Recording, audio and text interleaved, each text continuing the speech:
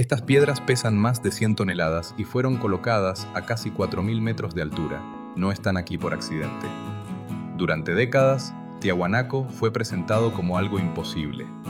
Bloques demasiado grandes, cortes demasiado precisos, conocimientos que supuestamente ningún ser humano antiguo podía poseer.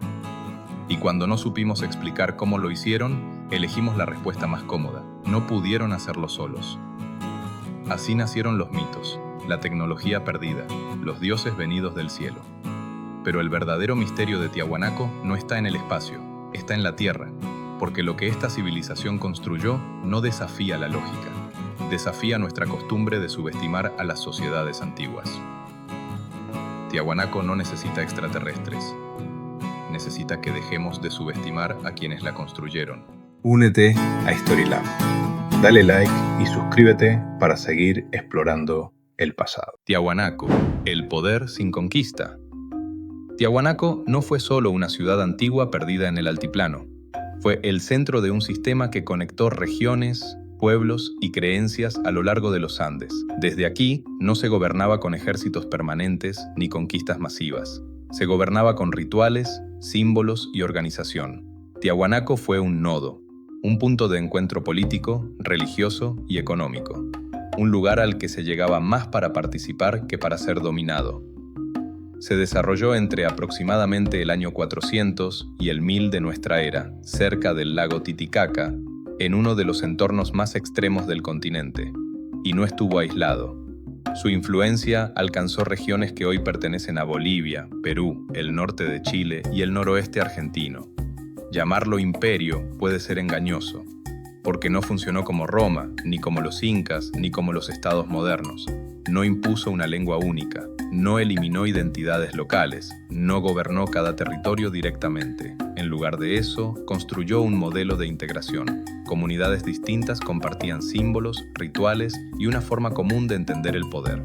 El corazón de ese poder no estaba en la guerra, sino en la capacidad de coordinar trabajo y recursos. Agricultura en condiciones extremas. Redes de intercambio a larga distancia, producción especializada, pero, sobre todo, ritual. Los grandes espacios ceremoniales no eran solo religiosos, eran políticos. Allí se sellaban alianzas, se redistribuían bienes, se legitimaba el orden social. Tiahuanaco no pensaba en generaciones cortas, pensaba en siglos. Sus construcciones, su simbolismo y su organización estaban diseñados para durar, para sostenerse en el tiempo. Por eso, cuando miramos sus restos hoy, no estamos viendo ruinas aisladas. Estamos viendo las huellas de una sociedad que entendió algo fundamental. El poder más estable no se impone, se comparte. Pumapunku y los bloques gigantes. Pumapunku es el lugar donde nace el mito, donde muchos dicen, esto no pudo hacerlo nadie de aquí.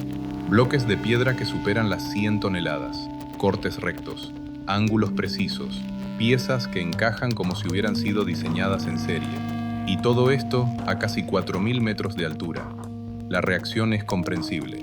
Cuando vemos Pumapunku, no dudamos de su grandeza, dudamos de quienes lo construyeron. Pero Pumapunku no es un error en la historia, es una obra pensada para durar. Las piedras no están aquí por azar. Fueron extraídas de canteras lejanas, transportadas a través de terrenos difíciles y colocadas con un propósito claro. No por una persona, no por una generación, por comunidades enteras, durante décadas. La pregunta no es cómo una persona pudo mover una piedra de ese tamaño. La pregunta es, ¿qué tipo de sociedad puede coordinar a cientos o miles de personas para hacerlo? Porque la fuerza no estaba en la piedra, estaba en la organización. Se suele decir que no había ruedas, ni metal, ni animales de tiro. Y es cierto. Pero también es cierto que había tiempo, conocimiento acumulado, experiencia repetida, cuerdas, palancas, rampas, trineos. No como soluciones mágicas, sino como procesos largos, pacientes y colectivos. En Pumapunku, el tiempo fue la verdadera herramienta. Las superficies planas y los cortes precisos no requieren tecnología futurista, requieren método. Golpear, abrazar, medir, volver a golpear, una y otra vez. Muchos bloques no encajan porque alguien tuvo una máquina perfecta. Encajan porque alguien corrigió el error cientos de veces. Aquí no hay prisa, no hay producción en masa moderna. Hay artesanos especializados y una cultura que valoraba la precisión. Cada pieza fue pensada para cumplir una función específica dentro de un conjunto mayor. No como monumento aislado, sino como parte de un sistema arquitectónico coherente. Eso es lo que desconcierta, no la piedra. El plan. Porque Pumapunku no es solo una demostración de fuerza, es una demostración de control. Control del espacio, control del trabajo, control del tiempo. Hoy, con grúas y motores, podríamos mover estas piedras. Nos costaría, sería caro, requeriría planificación, exactamente lo mismo que entonces. Lo que cambia no es la capacidad humana, cambia nuestra percepción. Hemos aprendido a asociar lo antiguo con lo simple, y Pumapunku nos obliga a abandonar esa idea, no porque sea inexplicable, sino porque es el resultado de algo que solemos pasar por alto, sociedades capaces de pensar a largo plazo. Pumapunku no fue construido para impresionar a turistas del futuro. Fue construido para sostener un orden, un ritual y una forma de entender el mundo. Y eso es lo que lo vuelve tan poderoso. La Puerta del Sol y el orden del mundo. Si Pumapunku muestra la fuerza de Tiahuanaco, la Puerta del Sol muestra su mente. No es un portal mágico, no es un calendario imposible, y no es un mensaje dejado para civilizaciones futuras. Es algo más simple y mucho más poderoso. La Puerta del Sol es una declaración de orden. Tallada en un solo bloque de andesita, no fue pensada para moverse, sino para ser vista, para ser comprendida. En el centro aparece una figura que hoy llamamos el dios de los bastones, no porque sostenga armas, sino porque sostiene equilibrio, cielo y tierra, tiempo y espacio, comunidad y poder. Alrededor, figuras repetidas, simétricas, organizadas, no al azar, no por decoración. Aquí no se narra una historia, se establece un principio. El mundo tiene un orden, y ese orden puede conocerse. Para Tiahuanaco, comprender el tiempo no era un ejercicio astronómico abstracto, era una necesidad. Sembrar en el momento equivocado significaba hambre. Leer mal las estaciones significaba colapso. Por eso, la observación del cielo no era ciencia separada de la vida, era supervivencia. La Puerta del Sol no marca fechas exactas como un reloj moderno, marca ritmos, ritmos agrícolas, ritmos rituales, ritmos sociales. No dice este día, dice este momento, y eso cambia por completo cómo la interpretamos. El error moderno es buscar números donde había símbolos, precisión matemática donde había significado compartido. Para Tiahuanaco, el poder no se imponía solo con piedra, se legitimaba con sentido. Quien controlaba el calendario, controlaba el trabajo. Quien controlaba el ritual, controlaba la cohesión social. Y quien podía leer el cielo, podía explicar el mundo. La Puerta del Sol no necesitaba convencer. Estaba ahí para recordar. Recordar que el orden humano debía reflejar el orden del cosmos. Por eso no estaba escondida, no era secreta, era pública, visible para todos. Un mensaje tallado en piedra que decía: este es el mundo que compartimos y así funciona. Cuando hoy la miramos y pensamos en tecnología perdida, estamos mirando con los ojos equivocados. No fue creada para deslumbrar, fue creada para sostener, para unir comunidades distintas bajo una misma lógica del tiempo y del espacio.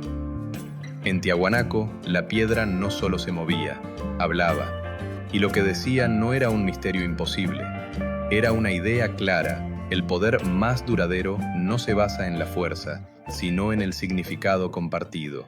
Viracocha y el error de leer los mitos. Hay un momento en el que la historia de Tiahuanaco deja de hablar de piedra y empieza a hablar de ideas. Ese momento tiene un nombre, Viracocha.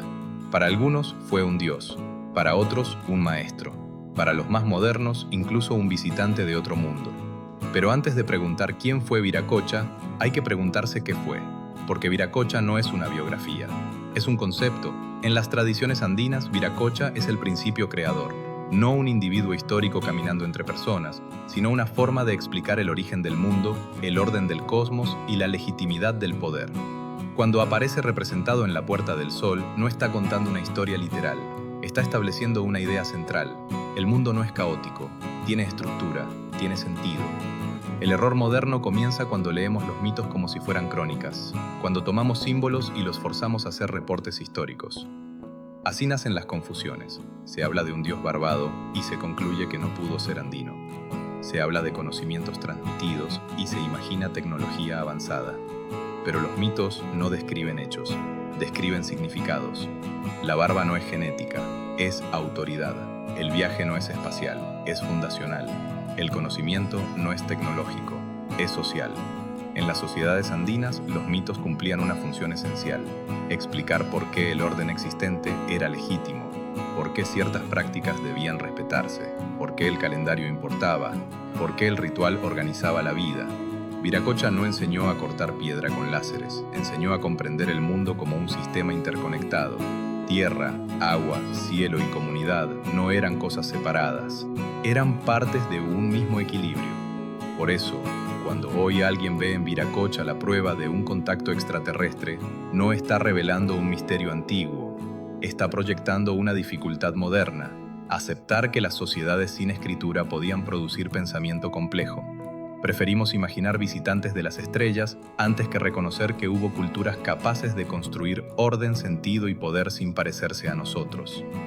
Viracocha no vino del cielo en una nave, vino de una necesidad humana universal: entender de dónde venimos y por qué vivimos como vivimos. En Tiahuanaco, ese entendimiento no se escribió en libros, se talló en piedra, se cantó en rituales, se transmitió en comunidad, y ahí está la clave. Cuando leemos los mitos como mitos, dejan de ser enigmas imposibles y se vuelven lo que siempre fueron: mapas mentales de una civilización. No explicaciones del pasado tecnológico, sino fundamentos del orden social. Viracocha no es la prueba de algo perdido, es la prueba de algo que todavía nos cuesta aceptar: que el pensamiento simbólico puede ser tan poderoso como cualquier máquina. ¿Cómo ejercía el poder Tiahuanaco? Cuando pensamos en poder, solemos imaginar ejércitos, fronteras, conquista. Pero Tiahuanaco no gobernó así. Su poder no avanzaba con soldados, avanzaba con acuerdos. No se imponía destruyendo lo anterior, se integraba a lo existente. Tiahuanaco entendió algo fundamental: dominar territorios es costoso, coordinar personas es más eficaz. El centro de su poder no estaba en la periferia, estaba en el corazón del sistema, en los rituales. Los grandes espacios ceremoniales no eran solo lugares sagrados, eran escenarios políticos. Allí se reunían comunidades distintas, allí se compartían calendarios, símbolos y prácticas, allí se construía pertenencia. Participar del ritual era aceptar el orden. No hacía falta una guarnición permanente, bastaba con compartir la misma forma de entender el mundo. El poder de Tiahuanaco era visible, pero no opresivo. Se expresaba en arquitectura planificada, en iconografía repetida, en una estética común que cruzaba regiones. Cuando una comunidad adoptaba esos símbolos, no estaba siendo conquistada, estaba siendo integrada. El control también pasaba por la economía. Redes de intercambio a larga distancia conectaban distintos pisos ecológicos. Productos que no existían en el altiplano llegaban a Tiahuanaco y desde allí volvían a circular. Controlar el intercambio era controlar la estabilidad, pero nada de esto funcionaba sin legitimidad, y la legitimidad no se imponía, se construía a través del ritual, del calendario, de la promesa de equilibrio entre comunidad, naturaleza y cosmos. En Tiahuanaco, el poder no decía obedece, decía pertenece. Por eso, su influencia fue tan amplia sin necesidad de una expansión militar clásica. Y por eso también fue vulnerable.